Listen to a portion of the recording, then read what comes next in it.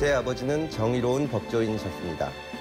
어린 시절 멋진 탐정이 되고 싶었던 저도 아버지와 같은 법조인이 됐습니다. 평생 가슴에 새겨온 아버지의 말씀. 옳은 일이라면 당당하게. 국민에게 부끄럽지 않도록 옳은 일만 하는 당당한 국회의원이 되겠습니다.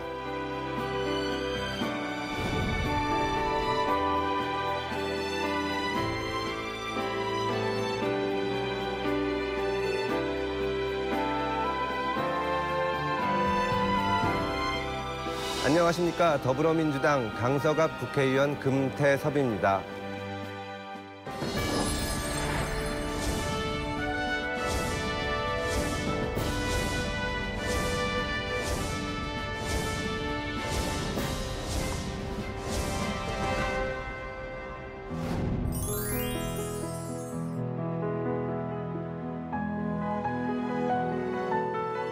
제가 어려서부터 지금까지도 소설을 굉장히 좋아합니다. 읽는 책의 한 90%는 소설인데요. 그 소설 속에서 그런 사람들의 숨겨진 동기, 또 그런 그 어떤 사건의 진상, 이런 것을 논리적으로 찾아나가는 것이 탐정이기 때문에 탐정이 하는 일에 대해서 아주 흥미 있게 생각을 했고, 그런 면에서 탐정과 비슷한 일을 하는 검사가 굉장히 매력적인 직업이라고 생각을 했습니다.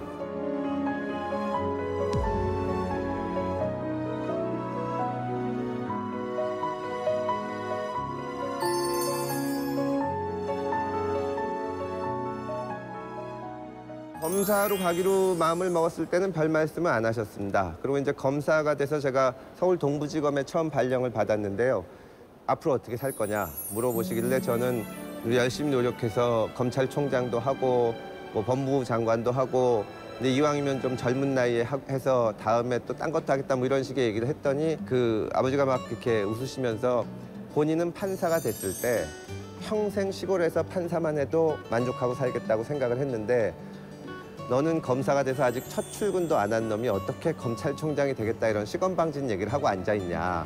이제 그 얘기 듣고 많이 느꼈습니다. 그래서 처음에 제가 검찰을 가면서는 최소한 일단 5년은 어떤 직장에 들어가건 비판보다는 좀 배우려고 노력을 하자. 선배들이 하는 것 중에서 좀 마음에 안 차는 게 있더라도 고개를 툭 숙이고 열심히 배우다 보니까 5년 지나고 10년 차가 되니까 조금 이제 검찰에 대해서도 바뀌어야 될 점도 확실하게 보이고, 제가 책임을 지고 얘기할 수 있다는 생각도 들고, 그런 마음이 생기니까 책임감도 생기면서 일도 열심히 했던 것 같습니다.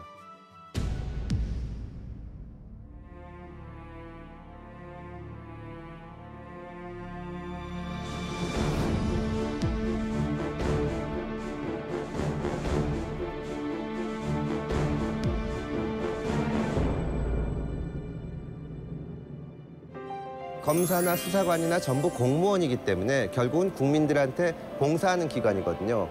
근데 국민들이 만족하지 못하고 니네를 못 믿겠다, 신뢰할 수 없다고 하는데, 그럼 어떻게 하면 우리가 저 국민들의 신뢰를 받을 수가 있을까? 그러면 우리 입장에서 생각하지 않고 우리한테 법률 서비스를 받는 사람, 피의자의 입장에서 어떤 법적 권리가 있는지 이거를 검사가 설명을 해주면 국민들이 보기에도 검찰이 자기네 조직만 생각하는 게 아니구나, 그렇게 느끼게 되는 그런 첫 발자국이 될 수 있다고 생각을 했습니다. 그래서 그거를 해보려고 기획을 해서 했는데 검찰 내부에서는 여러 가지 반대 의견도 있어서 결국은 1회밖에 못하고 그게 계기가 돼서 검사를 그만두게 됐죠.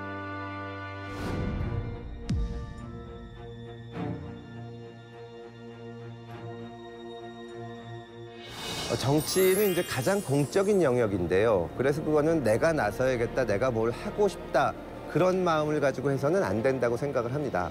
그래서 밖에서 나와서 좀 일을 해봐야겠다 하다가 이제 우연한 기회에 박원순 시장도 돕게 되고, 또 대선 때도 캠프에 참여하게 되고, 책도 쓰고 방송도 하고, 그러다 이제 정치까지 오게 됐습니다.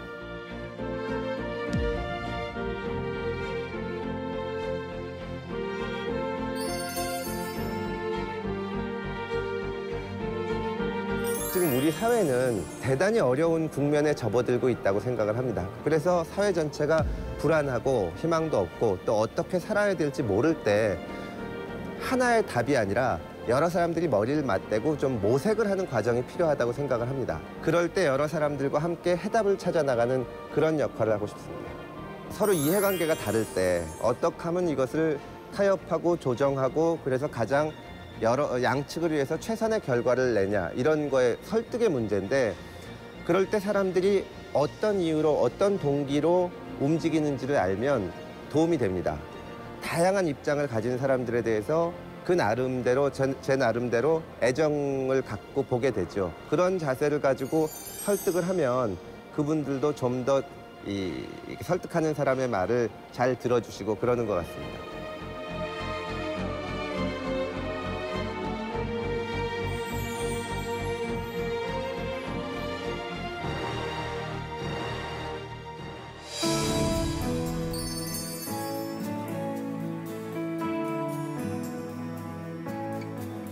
막상 주민들을 만나보면 거기에 교육이나 특히 다양한 문화를 접할 기회가 없다. 그런 말씀들을 많이 하세요. 다양한 분야에서 성공하신 분들을 와서 뭐 강연 같은 것을 하게 해서 저희가 드림 멘토단이라고 했는데 그 강연을 아이들도 들을 수 있고 또 부모님들도 들을 수 있게 하고 하나하나 작은 것부터 강연 프로그램 같은 거 시작을 하다가 나중에 이제 공간적인 것까지 갖춰서 창의 캠퍼스 같은 것을 만들고 그래서 엄마들이 우리 지역에서 애들을 키우면은 이렇게 참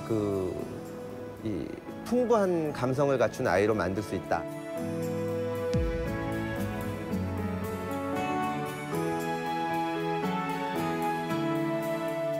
가습기 살균제에 문제가 있어서 정말 이런 참사가 났다는 것 그 자체도 이해할 수가 있어서는 안 되는 일이지만 그 이후 굉장히 오랜 기간 동안 피해자들이 이거를 어떻게든지 원인을 밝혀달라 또 어떻게 고쳐달라고 했는데 그 기간 동안에 우리 사회의 시스템이 우리 국가가 정부가 아무것도 못 해준 셈이거든요. 지금과 같이 되지 않게 하려면 이거를 하나하나 진상을 파악을 해서 어디서 잘못됐는지 재발 방지책을 만들 수가 있는데 옛날에 검사 시절에 수사하던 기분으로 그거를 다 찾아볼 생각입니다.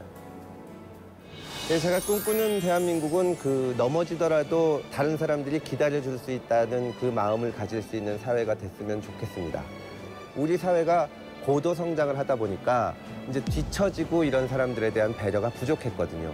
그런 배려가 좀 더 많아져서 내가 넘어지고 실수하고 실패해도 사람들이 내 손을 잡아준다. 그런 안심할 수 있는 사회가 되는 것이 제가 꿈꾸는 사회입니다. 토마스 제퍼슨이 한 말인데 비판은 가장 고귀한 형태의 애국이라는 말이 있거든요. 그러니까 어떤 대상을 사랑하면, 나라를 사랑하면 비판하는 마음으로 봐야 되고 그것이 더 나라가 됐든 조직이 됐든 그 대상을 더 잘 되게 할 수 있다고 생각을 합니다. 그래서 정치인으로서 진짜 애국한다면 정부가 하는 일, 또 우리나라가 나아가는 방향, 우리 사회의 움직임 이런 데 대해서 좀 더 비판적이고 검증해 보겠다는 그런 시각을 가져야 되지 않나 그렇게 생각합니다.